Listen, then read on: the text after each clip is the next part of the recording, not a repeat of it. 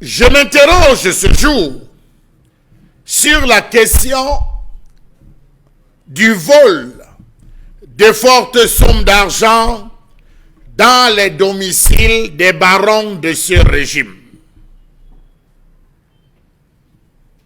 Il aura fallu attendre l'opération Épervier pour apprendre que certains ministres gardaient des milliards dans des domiciles. Il aura fallu attendre la mise ou l'implémentation de la CONAC, de la NIF, pour découvrir que des domiciles étaient en fait des cachettes de milliers d'euros ou de dollars, des directeurs généraux, des secrétaires d'État, des ministres en pleine fonction. Comment comprendre que certains barons de ce régime conservent de fortes sommes d'argent dans leur domicile au vu et au su de tout le monde? Pourquoi gardent-ils tant d'argent dans leur domicile? De quoi ont-ils peur? La peur des enquêtes? Ou le manque de justificatifs? Ou se disent-ils qu'à tout moment ça peut péter? Il faut être prêt à fuir les premiers. Mais pourquoi garder autant d'argent dans les domiciles? Certains gardent en euros, d'autres en dollars, d'autres en livres sterling, les gens passent. Ils conservent de l'argent et on va dire tout se porte mieux. Enfants, domestiques, cuisiniers, cousins, neveux, beaux-frères s'en servent tellement c'est nombreux sans qu'ils ne s'en rendent compte. Les hauts responsables de l'administration publique ne gardent pas leur argent à la banque parce qu'ils craignent d'être rattrapés soit par l'opération Épervier ou plutôt dans le souci d'en avoir de manière permanente pour pouvoir filer en douce en cas où le régime tomberait, disent certains.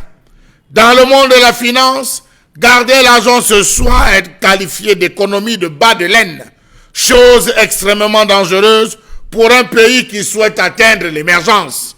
Nous avons environ 70 ministres. 6 sur 70 ministres, chacun, comme il est de coutume de voler dans ce pays, conserve par devant lui 50 millions. Ça fera combien? Argent qui peut aider à ouvrir, à lancer plusieurs sociétés.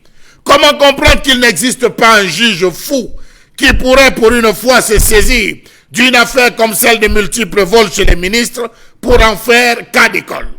Ces derniers temps, on parle de ces ministres, directeurs généraux de sociétés d'État et autres hauts responsables du pays qui sont victimes de vols d'importantes sommes d'argent dans leur domicile.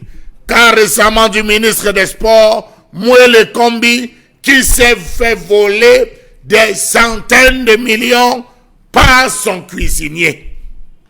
Quel est le rapport qu'il y a entre le cuisinier et la chambre du ministre? Comment comprendre qu'un ministre de cette République conserve par devant lui, et cela dans son domicile, à la somme de 150 millions? L'a-t-il déclaré? A-t-il payé l'impôt sur le revenu? Autant de questions qu'on est en droit de ligne de se poser avec des bons de carburant d'une valeur de 450 000 francs CFA. Mon Dieu, dans quel pays est-ce qu'on vit? Rappelons-nous que bien avant lui, notamment le 3 novembre 2017, le cuisinier, encore le cuisinier d'André Mamafouda, se faisait arrêter pour vol de 300 millions de francs CFA dans la résidence de ce dernier. Rappelons-nous encore que le mardi 14 mars 2017, le domicile du délégué du gouvernement auprès de la communauté urbaine de Yaoundé, Timi Evuna, avait été cambriolé et la somme de 100 millions de francs CFA avait été volée dans des sacs Mukuta. N'oublions pas le directeur général de la Caisse autonome d'amortissement qui ne savait pas où sont passés 12 millions de francs chez lui. Que dire de ce chauffeur qui a profité de la distraction de son patron pour emporter 350 millions judicieusement conservés dans la malle arrière du véhicule de monsieur le boss, de monsieur le ministre. Rappelons-nous encore de cet autre chauffeur, Cet autre chauffeur qui avait traversé la frontière par l'Est Cameroun avait plus de 200 millions de francs CFA qui devaient servir, dit-on, à une campagne. Jamais ils n'ont été interpellés, jamais ils n'ont été inquiétés, jamais ils n'ont été auditionnés. Tel a été le cas de René Owona, ancien ministre, ex-secrétaire général adjoint de la présidence de la République décédé, depuis lors qu'il gardait chez lui des mallettes bourrées de francs CFA et des devises étrangères de plusieurs pays, en dollars, euros, francs suisses, etc. Mon Dieu. Mon Dieu.